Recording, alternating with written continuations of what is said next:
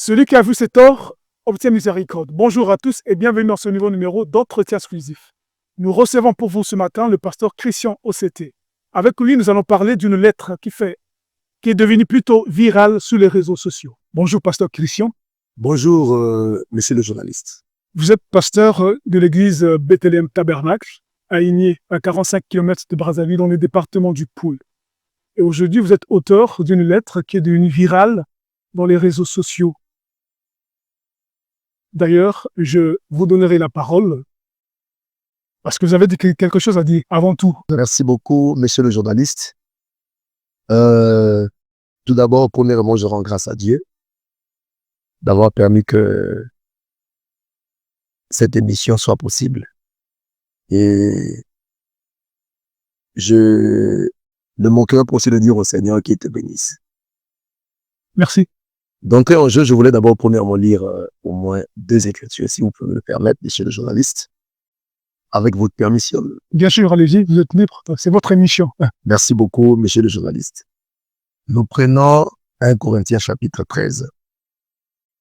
À partir du verset 1, il est écrit « Quand je parlerai les langues des hommes et des anges, si je n'ai pas la charité, je suis un airain qui résonne ou un cymbale qui retentit. Et quand j'aurai le don de prophétie, la science de tous les mystères et toute la connaissance, quand j'aurai même toute la foi, jusqu'à transporter des montagnes, si je n'ai pas la charité, je ne suis rien. Et quand je distribuerai tous mes biens pour la nourriture des pauvres, quand je livrerai même encore pour être brûlé, si je n'ai pas la charité, cela ne me sert de rien. La charité est patiente, elle est pleine de bonté. La charité n'est point envieuse. La charité ne se vante point, elle ne s'enfle point d'orgueil. Elle ne se fait rien de malhonnête, elle ne cherche point son intérêt. Elle ne s'irrite point, elle ne soupçonne point le mal. Elle ne se réjouit point de l'injustice, mais elle se réjouit de la vérité. Elle excuse tout, elle croit tout, elle espère tout, elle supporte tout. La charité ne périt jamais. Les prophéties prendront fin. Les langues cesseront. La connaissance disparaîtra. Je vais ajouter, monsieur le journaliste, l'écriture de 1 Jean chapitre 4 à 16. Là-bas, il est écrit « Et nous avons connu l'amour que Dieu a pour nous. Et nous y avons cru. Dieu est amour, et celui qui demeure dans l'amour demeure en Dieu, et Dieu demeure en lui. » Si je peux encore ajouter, monsieur le journaliste, 1 Jean chapitre 4, à partir du verset 20 à 21. Je termine par cette écriture-là. Si quelqu'un dit « J'aime Dieu qu'il haïsse son frère », c'est un menteur. Car celui qui n'aime pas son frère qu'il voit, comment peut-il aimer Dieu qu'il ne voit pas? Et nous avons de lui ce commandement que celui qui aime Dieu aime aussi son frère. Que le Seigneur vous bénisse. Alors, quelle est le sens de tout ça? Pourquoi vous avez lu toutes ces écritures bibliques? Je l'ai lu parce que ceci est un droit de réponse. Ceci est un droit de réponse pour mes frères et sœurs en Christ. Un droit de réponse, évidemment, nous l'avons dit au début, vous êtes auteur d'une lettre devenue très très virale dans les réseaux sociaux et qui a suscité de vives réactions du pasteur Charmant de l'église Cœur de Fête Tabernacle, d'où vous étiez diacre d'ailleurs. Est-ce que vous reconnaissez avoir adressé cette lettre aux fidèles? Parce qu'ils vous accusent d'avoir envoyé cette lettre aux fidèles de la Pierre de Fête. Est-ce que vous reconnaissez que vous avez envoyé cette lettre aux fidèles de la Pierre de Fête? Bon, monsieur le journaliste, avant de vous répondre sur cette question, j'aimerais tout juste vous dire d'entrer en jeu que moi aussi, j'ai reçu plusieurs appels de quelques sœurs, quelques frères et certains hommes de Dieu de partout dans le monde. Je dis bien de partout dans le monde, Gabon, la France, partout dans le monde, qui voulait en savoir un peu plus sur cette affaire-là, l'affaire de la lettre, qui circule sur les nets, les réseaux sociaux. Et moi, de mon côté personnellement, étant un serviteur de Dieu, étant un frère, je n'ai pas voulu que les enfants de Dieu, que les serviteurs de Dieu ne pêchent pour rien. Ne pêchent pour rien. Excusez-moi, vous n'avez pas voulu que les enfants de Dieu ne pêchent pour rien. En fait, vous êtes conscient qu'il s'agit là comme d'une bataille. Donc, deux camps qui se lèvent et vous voulez que les gens s'apaisent, c'est ça? Tout à fait juste. Parce que vous avez reçu des appels venant du monde. Tout à fait juste, monsieur le journaliste. J'ai reçu plusieurs appels. Et je peux te dire que dans 2 semaines, je peux recevoir plusieurs appels chaque jour. Et moi, de mon côté... Des appels d'accusation d'accusation en me mettant en cause et d'autres qui voulaient savoir un peu plus. Et voilà pourquoi, comme je l'ai dit ici, je n'ai pas voulu que les enfants de Dieu ne pêchent pour rien. Je veux que les gens se gardent purs, se conservent purs pour attendre la venue du Seigneur. Alors, et je sais que Facebook, les réseaux sociaux, n'est pas un tabernacle pour nous. Mais nous utilisons tous les réseaux sociaux. Ce sont des canaux de communication. Des canaux de communication. Et que les gens utilisent à leur guise. Exactement. Et chacun fait usage comme il veut. Comme il veut, quand il y a une nécessité. Je crois que tous, on utilise les réseaux sociaux. Et ceci n'est pas pour scandaliser qui que ce soit, monsieur le journaliste. Qui que ce soit, ni pour abaisser, ni pour élever qui que ce soit. Mais ceci, c'est pour le besoin de la fraternité. Parce que moi, je crois que je me suis retiré de l'évêché de notre ancien. Et je ne suis plus membre à la pierre de fête tabernacle. Alors, vous n'êtes plus membre, vous êtes retiré de l'évêché. Mais pourquoi vous avez, puisqu'on vous accuse d'avoir envoyé cette lettre aux fidèles de la cœur de fête. Alors, ma question est de savoir si vous êtes conscient que vous avez envoyé cette lettre aux fidèles de la cœur de fête. Si oui, pourquoi vous l'avez fait? D'accord, monsieur le journaliste, comme je l'ai dit, je me suis retiré de l'évêché de l'ancien. Je ne comprends pas. C'est à ce moment-là, quand je me retire, que ça devient comme une certaine menace. Je reçois des appels, des accusations, et les gens me diabolisent, et les gens disent tout ce qu'ils peuvent dire sur moi. Alors que moi, je reconnais, je me suis tout simplement retiré pour les besoins de la discipline fraternelle, aux besoins de la parole. Et je crois que tous, nous avons cru cette parole et nous chevauchons cette parole-là. Parce que Frère Branham dit dans l'Éden de Satan que la Bible est la parole de Dieu. Pour répondre à votre première question que vous m'avez posée, monsieur le journaliste, je rappelle la question, est-ce que c'est vous qui avez envoyé cette lettre chez les fidèles de la cœur de fête, l'église de la cœur de fête Tabernacle, une église créée par le pasteur Massamba? Bon, cette lettre, premièrement, l'objet de cette lettre parle de ma démission en tant que diacre, en tant que officiant, tout en quittant l'église, la pierre de fête Tabernacle. Et cette lettre aussi parle aussi de mon retrait en qualité de ministre, comme je vous l'ai dit, sous l'évêché de notre ancien. Excusez, pour être plus conséquent, nous allons vous proposer, nous allons suivre cet élément ensemble avec vous, et ça nous donnera l'idée de ce que nous voulons, ce que les gens veulent savoir, l'opinion publique, parce que vous avez dit qu'il y a une sorte de bataille. Et nous, la conscience humaine voudrait que les gens vivent ensemble sans qu'il y ait des coques en jambes. Voilà. Donc, suivons ensemble cet élément. Continuer comme ça. Quelques jours après, il va voir sur les réseaux sociaux un pasteur qui est le fils de notre pasteur et qui va dire sur les réseaux sociaux: je sors de l'évêché du pasteur Massamba. Il y en a qui sont sortis, on a leur lettre. Donc, ils se considèrent plus comme comme le pasteur, notre pasteur, comme leur évêque. Donc il se sépare de lui. Et quand il a vu ça sur les réseaux sociaux, ça lui a fait mal. Ça lui a fait mal. On a reçu 3 lettres de ce genre, je peux le dire, puisqu'ils nous ont écrit, comme ils étaient sous le péché du pasteur qui ne le sont plus, c'est normal qu'on le dise. Mais ça ne doit pas créer quoi que ce soit de mal. Nous leur souhaitons qu'ils avancent avec le Seigneur et qu'à la fin, qu'on se prépare pour l'enlèvement.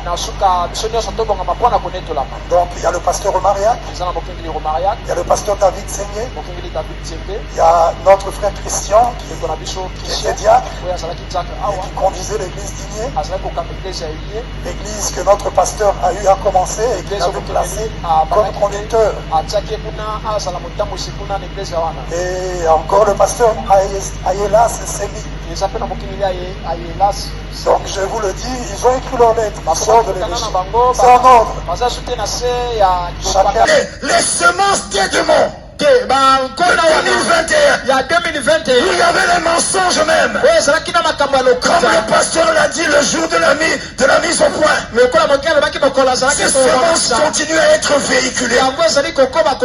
Lui s'était répandu à l'époque, disant, j'ai la lettre. Dit Massamba, j'ai voulu tuer ton influence. J'ai dit des choses sur toi, j'ai écrit. Les mensonges sur toi et même sur ta femme qui ne m'a rien fait. Mais pourtant, il n'avait pas retiré ça auprès de tous ceux à qui il avait envoyé. Depuis 2021. Et ça continue. Et maintenant, le diable change de forme. Mais le fond, c'est toujours la même chose. Et le but, c'est frappe le berger. Et les brebis seront dispersées. Le but, c'est lequel? Le diable convoite la pierre de fête.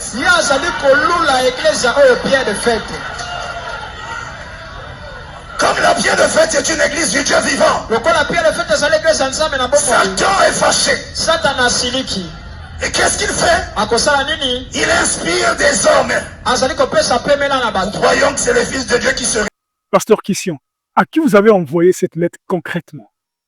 J'ai écrit ma lettre, je l'ai envoyée au pasteur titulaire de la pierre de fête tabernacle. J'ai envoyé ma lettre à tous ses assistants. Donc, je parle de ces pasteurs assistants de la pierre de fête et de l'éternel tabernacle, aux 2 conseils des diacres, la pierre de fête et de l'éternel tabernacle.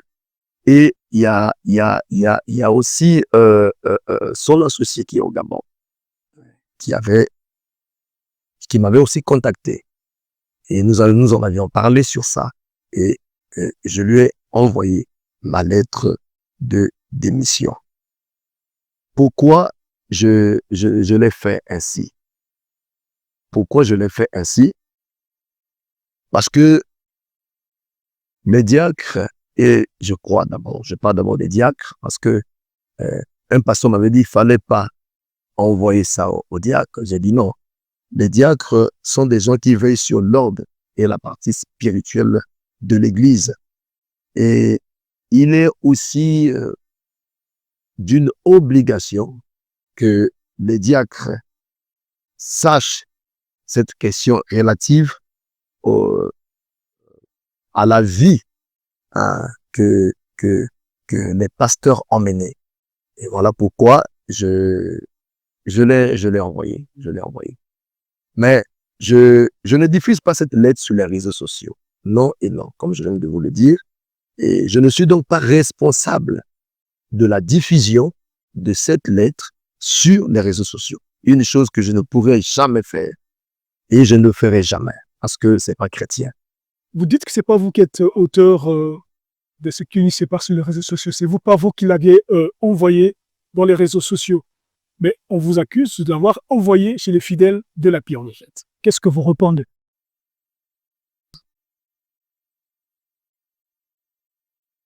Merci, monsieur le journaliste, pour cette question. Comme je vous l'ai dit sur la question que vous m'avez posée au début, que je ne diffuse pas cette lettre sur les réseaux sociaux ni sur Internet. Voilà. Et je ne suis pas responsable de la diffusion de cette lettre. Dire que je l'envoie aux brebis et aux fidèles, c'est archi faux. C'est archi faux. Et j'ai même demandé au pasteur assistant à plusieurs reprises. J'ai demandé au pasteur assistant de Polois. J'ai demandé au pasteur titulaire de l'église de Denver si c'était possible qu'il y ait une rencontre entre moi et le pasteur assistant de la pierre de fête. Et je dis entre guillemets les soi-disant brebis auxquels j'aurais envoyé les lettres, auxquels j'aurais dit des choses contre leur pasteur. Et si cela s'avérait être vrai, je suis chrétien, je n'aurais jamais honte de demander pardon. Même à la pierre de fête, je vais leur demander pardon. Donc, je ne suis pas celui qui est en train de diffuser ou d'envoyer ces lettres-là aux brebis de la pierre de fête, comme ça s'est dit l'autre fois, Dieu de la chair. Et j'allais aussi évoquer un point, messieurs les journalistes. En 2000, je crois, 18, si je ne me trompe pas, il y avait une lettre qui sillonnait les réseaux sociaux partout, par-ci, par-là. Et ça fait le tour du monde. La lettre que le pasteur assistant de la pierre de fête et le pasteur de Denver avaient adressée au frère Edmond. Et il y avait même la confirmation de certains faits et les noms de certaines personnes. Et cette lettre avait fuité à travers le monde. Et je voulais poser la question, monsieur le journaliste, ou poser la question à ces personnes-là. Allons-nous dire que ce sont ces deux pasteurs qui ont diffusé cette lettre? Allons-nous dire que ils voulaient-ils donc prendre aussi les brebis du pasteur de la pierre de fête, notre ancien? C'est du non-sens. C'est du non-sens. Vous venez évoquer le nom d'Edmond. Évidemment, dans votre lettre, je l'ai avec moi, vous dites que vous avez cité le nom du prophète Edmond. Et le pasteur Charmant, dans son récit, fait connaître de ces accusations comme étant des accusations fausses, mais qui viennent du prophète Edmond.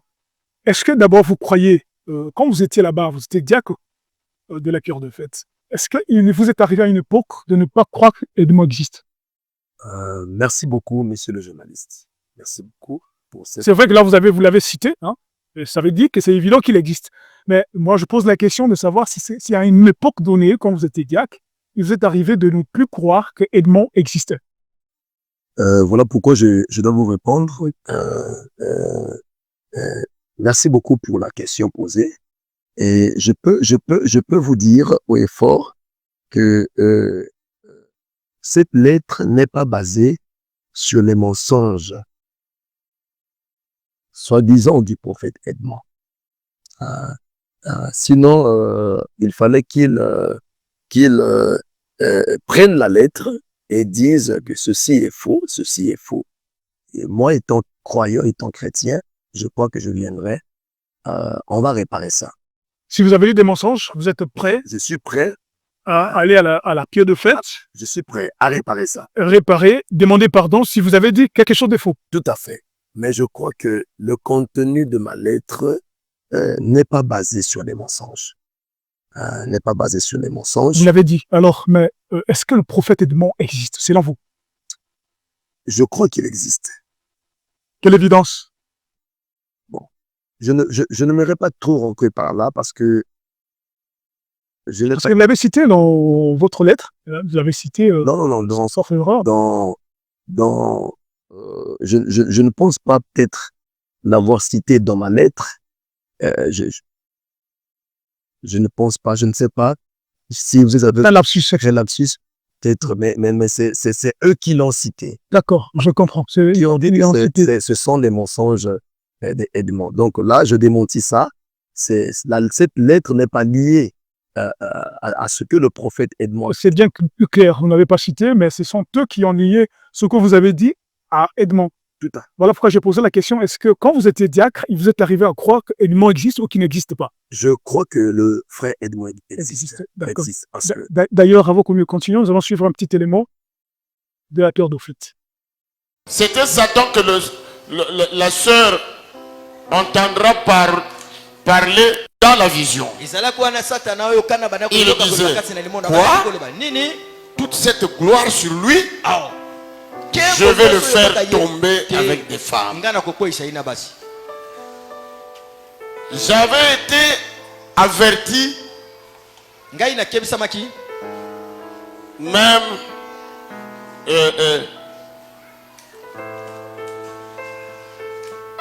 j'avais été averti par Dieu. Donc il faut que j'avais été averti. Mais mes bien-aimés, malheureusement, je n'ai pas été assez vigilant. Et j'ai eu à faillir, à succomber. Et j'en ai honte jusqu'à présent. Mais c'était des choses que j'avais mises en ordre avec mon épouse. Mais malheureusement, un jour, j'avais commis la maladresse d'en parler de cela à une personne. En tout cas, je ne veux plus répéter cette personne-là, vous la connaissez. Ce soir, vous la connaissez de ce côté-là. Dans ce que je viens de dire.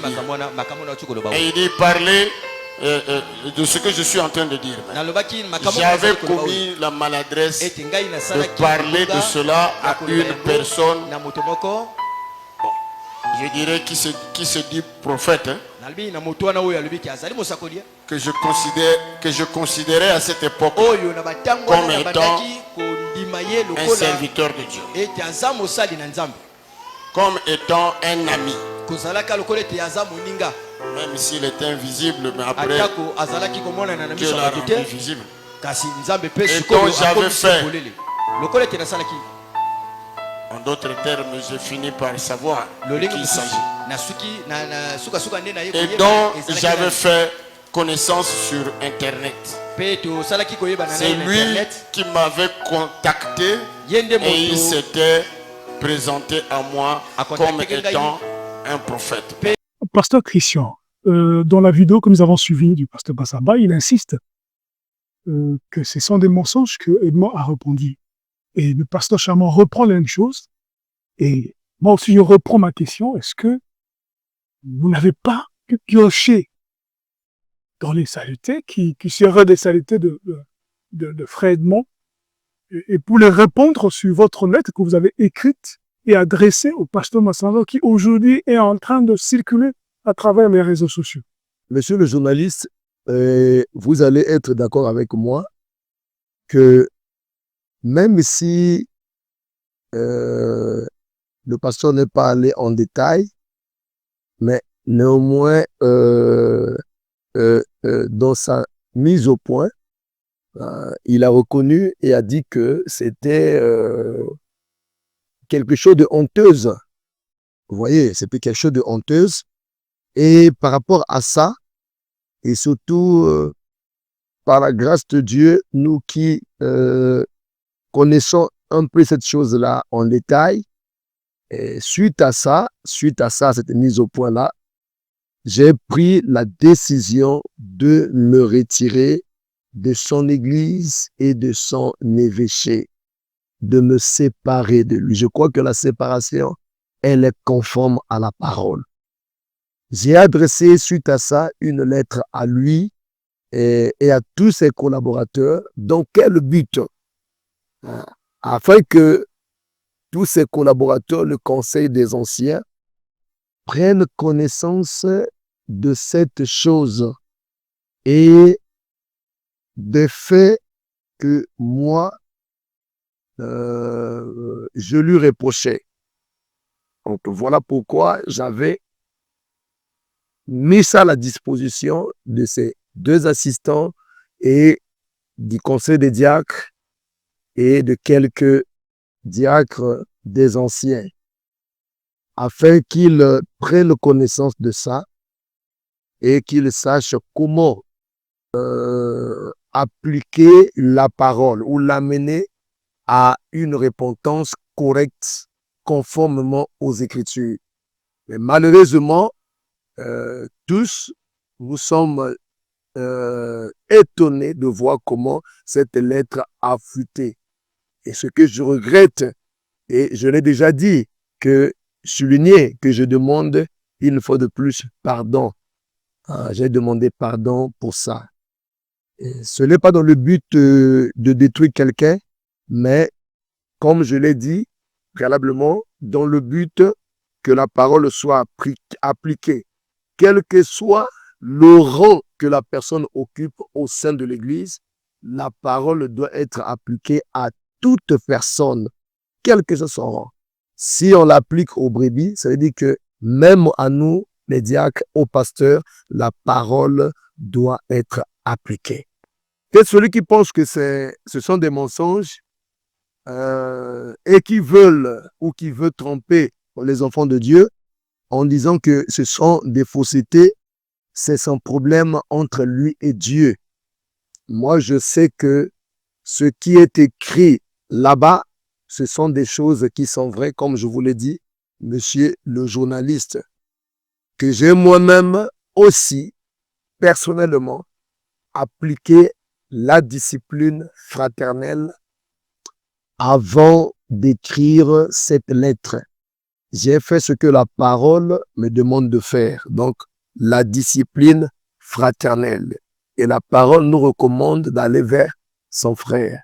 Et c'est ce que j'ai eu à faire. Pasteur Christian, dans votre lettre, vous avouez que vous étiez présent le jour où le frère Fried devait être excommunié, enfin, le jour de la décision.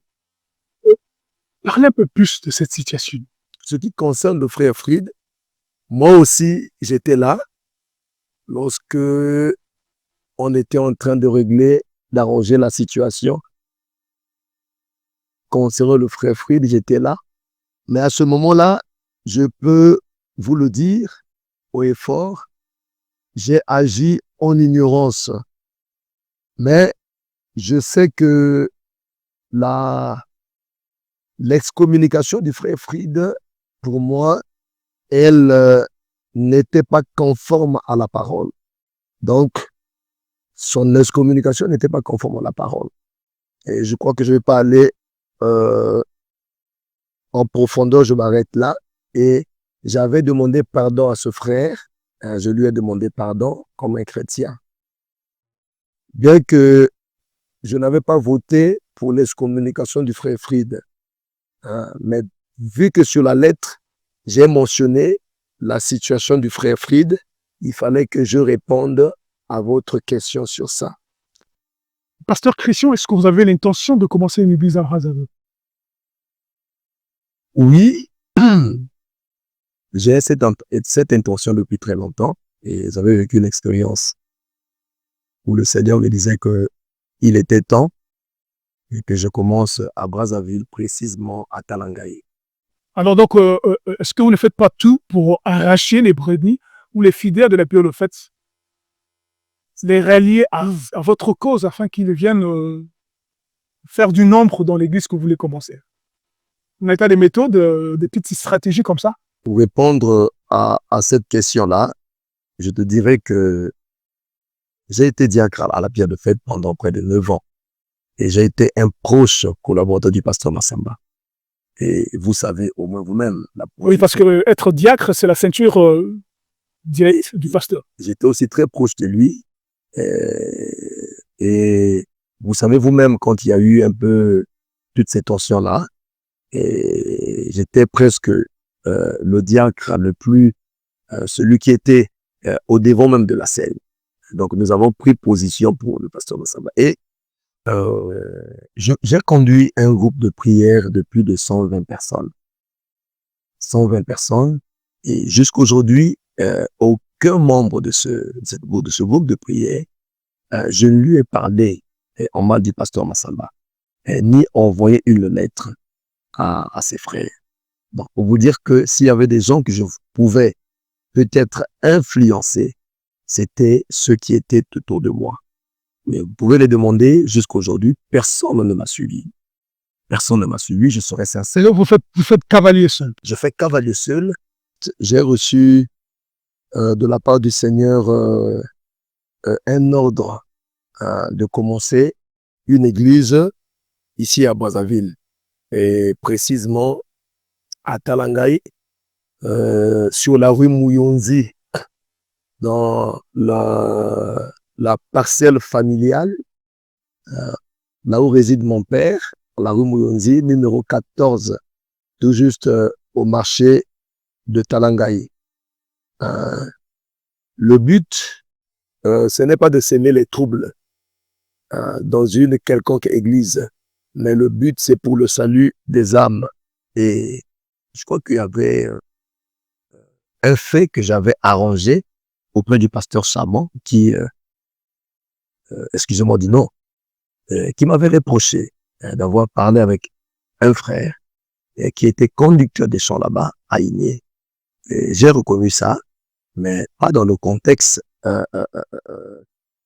de vouloir l'arracher au poids, mais le frère m'avait posé des questions et je ne voulais pas répondre. Et il avait insisté. Ça se passe à quel moment avant votre démission? Avant ma démission, avant que tout. Il y a encore l'ambiance était. L'ambiance était. Ouais. Donc je lui ai parlé et je lui ai fait savoir un peu ce qui se dit sur notre ancien. Et on a eu à causer avec lui. Bon, malheureusement, ce n'était pas aussi bien de le faire.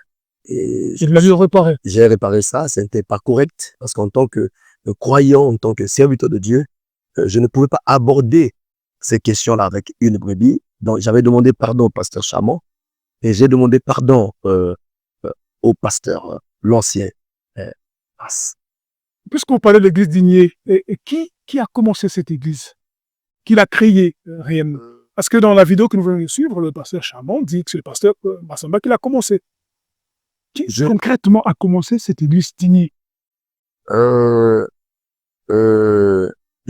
peux vous dire, c'est toute la vérité, c'est que je suis un humain, je suis un commun des mortels, je peux commettre des erreurs, mais ici nous sommes suivis peut-être au niveau de l'échelle nationale et internationale. Bien sûr, notre chaîne est internationale, je rappelle, qu'elle est créée en France, et voilà, donc vous êtes suivi à l'international. Ah, ouais. Voilà, donc je ne peux pas venir devant ce plateau et dire de n'importe quoi. L'œuvre de 45, c'est moi qui suis l'initiateur.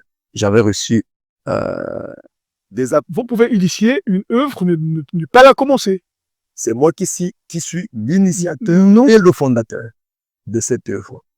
Parce que nous avions un groupe de frères qui vivaient à 45. Si monsieur le journaliste peut me permettre de relater.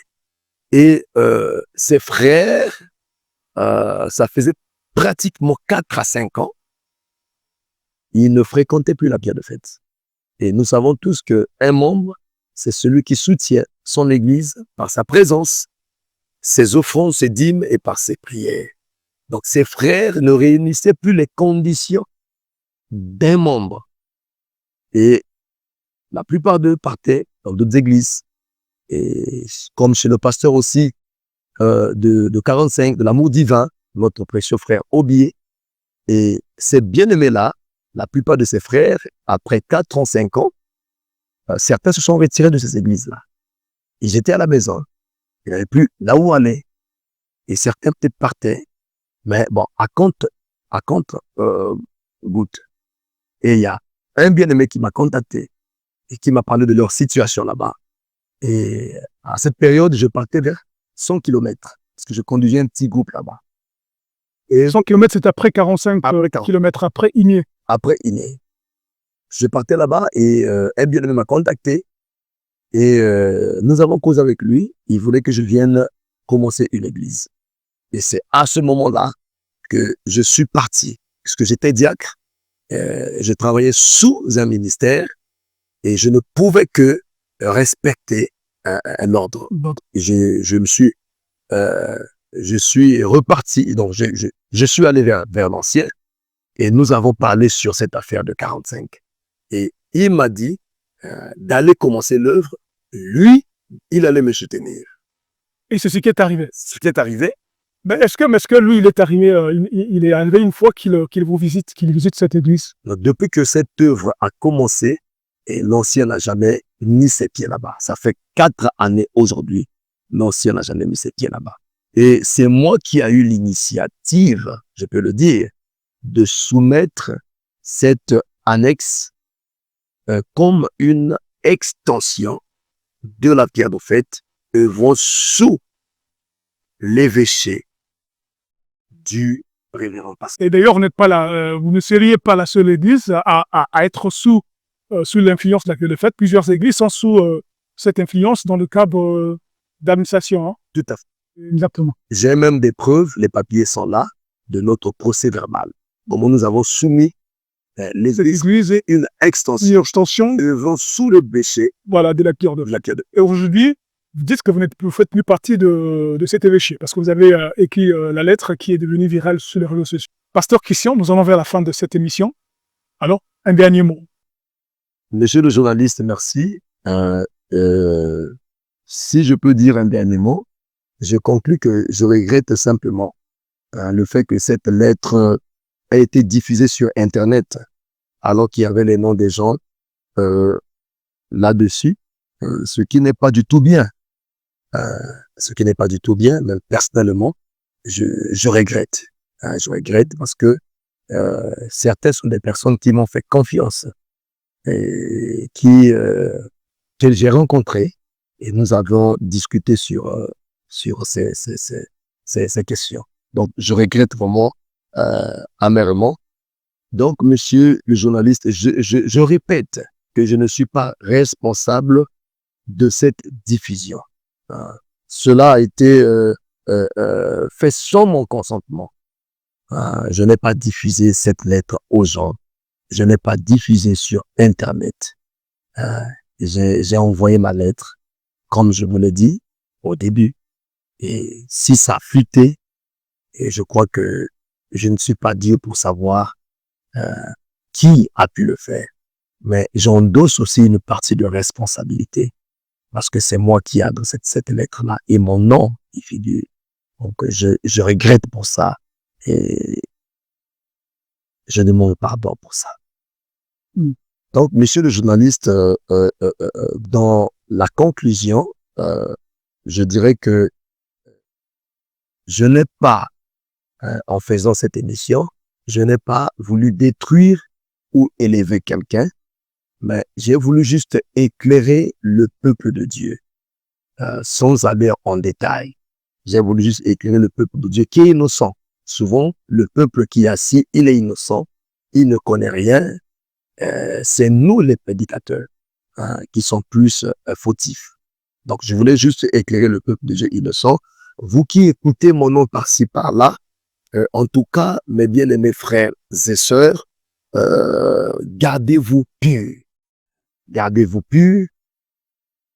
Voilà, tout ce que j'ai évoqué, ce sont des raisons qui ont fait que je quitte l'évêché de notre ancien, notre papa, et qui ont fait que je quitte la pierre de fête tabernacle. Tout juste pour les raisons, c'est pour la discipline, des raisons de discipline fraternelle.